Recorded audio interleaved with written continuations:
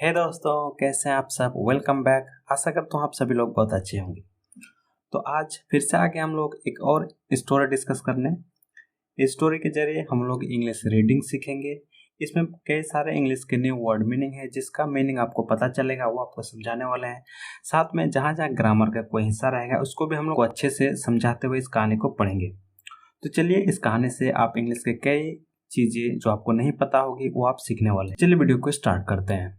सबसे पहले हम लोग टाइटल देखेंगे। टाइटल है the king and the foolish monkey. The king, king यानी राजा, एंड मतलब और, द फुलिश, फुलिश मतलब होता है मूर्ख, फुल से बना है फुलिश यानी मूर्ख, अ मंकी यानी बंदर। तो राजा और एक क्या है, मूर्ख बंदर, नासमझ बंदर का ये कहानी। चलिए, बड़ा इंटरेस्टिंग है।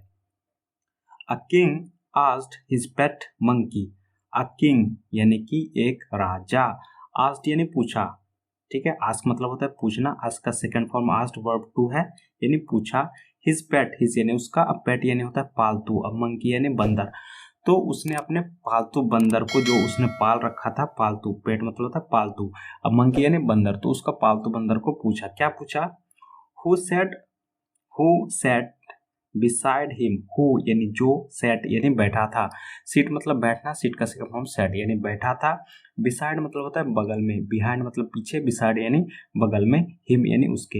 यानी कि एक राजा ने क्या क्या अपने पालतू बंदर से पूछा जो उसके बगल में बैठे थे।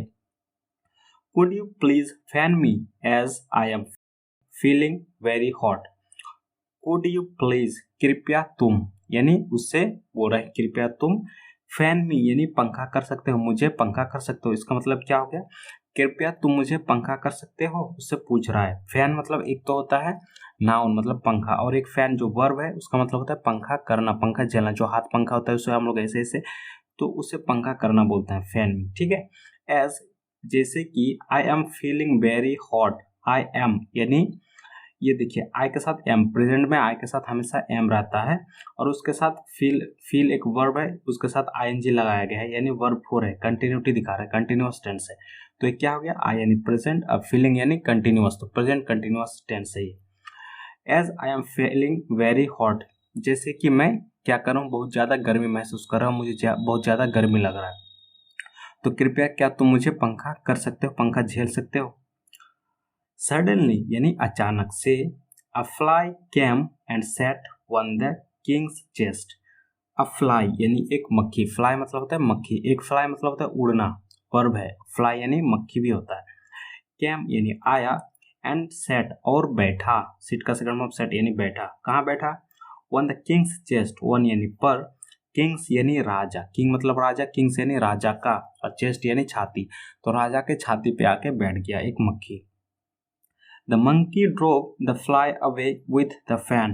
द मंकी यानी जो बंदर था, ड्रोव यानी कि भगाया, ठीक है। ड्राइव मतलब होता है गाड़ी चलाना, और ड्राइव मतलब होता है भगाना भी होता है, तो उससे भगाया, ड्रोव द फ्लाई यानी मक्खी को, अवे यानी दूर, विथ द फैन यानी पंखे से उसको क्या किया, दूर उसको ऐसे भगाया। But the fly kept coming back, but लेकिन, द फ्लाई यानी जो मक्खी था, केप्ट कमिंग यानी आते रहा, बैक यानी वापस। देखिए कीप गोइंग मतलब जाते रहो, उसी तरह कीप का सेकंड फॉर्म केप्ट, पास्ट में इसलिए केप्ट, कमिंग मतलब आना, तो कीप्ट, केप्ट कमिंग बैक यानी वापस आते रहा, again and again, again and again मतलब होता है बार बार, ठीक है। It set on the Kings face, it set यानी जो जो जो मक्खी था, फ्लाई था, वो बैठ गया, कहाँ बैठा, ऑन द किंग्स फेस यानी राजा का जो चेहरा था, फेस था, उस पे बैठ गया। एंड देन और तब, ऑन हिज नोज, उसके बाद क्या हो, उसके नाक पे बैठा, नोज यानी नाक। इरिटेटेड एंड एंग्री, इरिटेटेड मतलब होता है तिलमिला जाना, ठीक है, और एंग्री यानी गुस्सा, यानी गुस्से से तिलमिला के, गुस्से में, और वो बहुत ज़्यादा परेशान होके। The monkey wanted to kill the fly, the monkey यानी जो बंदा था, वांटेड यानी चाहता था, वांट मतलब चाहना, वांटेड यानी चाहता था, टू किल यानी मारना, किल मतलब होता है मारना, तो मारना चाहता था किसको, फ्लाई को, यानी मक्खी को मारना चाहता था, बहुत ज़्यादा वो गुस्सा हो गया था, ठीक है। So when it next set on the king's nose, so इसीलिए, व्हेन यानी जब, इट नेक्स्ट सेट यानी या जो जो मक्खी था उसका बात हो रहा है, इट नेक्स्ट सेट यानी अगली बार, नेक्स्ट मतलब अगला, तो अगली बार बैठा, कहाँ बैठा? ऑन द किंग्स नोज, राजा का जो नाक था उस पे बैठा।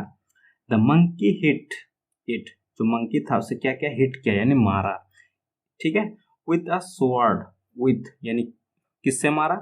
एक तलवार से मारा। स्वॉर्ड मतलब होता है तलवार, ठीक है, उसे तलवार से मारा। द फ्लाई फ्ल्यू अवे, जो मक्खी था फ्लाई था, फ्ल्यू अवे यानी उड़ गया। देखिए एक फ्लाई मतलब मक्खी और एक फ्लाई मतलब उड़ना, आपको बताए तो फ्लाई से ही बना है फ्ल्यू, वर्ब टू है, तो फ्लाई मतलब उड़ना, तो वो उड़ गया, ठीक है। But the sword fell on the king's nose, but लेकिन द स्वॉर्ड यानी जो तलवार था, फेल यानी गिर गया, कहाँ गिर गया? ऑन द किंग्स नोज यानी राजा का जो नाक था उस पे गिर गया। तलवार अगर नाक पे गिरा तो क्या होगा आपको पता ही होगा। Living the king without a knows, जो कि क्या करे, लीव मतलब तो होता है छोड़ना, ठीक है, यानी कि रह गया, छोड़ दिया, ऐसे बोल सकते हैं। द किंग यानी राजा को, विदाउट अ नोज, विदाउट के मतलब होता है के बिना, विद मतलब के साथ, विदाउट यानी के बिना, उल्टा है उसका विद का। अ नोज यानी नाक के बिना राजा को छोड़ दिया गया, क्योंकि उसका नाक कट गया। जैसे ही नाक पे बैठा मक्खी, उसे मारने के लिए तलवार चलाया, मक्खी उड़ गई और क्या हो गया, उसका नाक खत्म, ठीक है। तो ये था कहानी। और इसका मोरल देख लेते हैं। It is better to have a wise friend, it is better यानी कि यह अच्छा है, टू हैव यानी कि होना, ठीक है, अ वाइज फ्रेंड यानी एक चालाक, एक बुद्धिमान दोस्त, देन के बजाय, देन मतलब होता है के बजाय, अ फुलिश वन यानी एक मूर्ख, ठीक है। Who can cause trouble for you, who can cause trouble यानी कि जो आपके लिए मुसीबत ला सकता है, फॉर यू यानी आपके लिए, यानी कहने का मतलब है कि एक एक बुद्धिमान दोस्त रखना अच्छा है, किसके बजाय?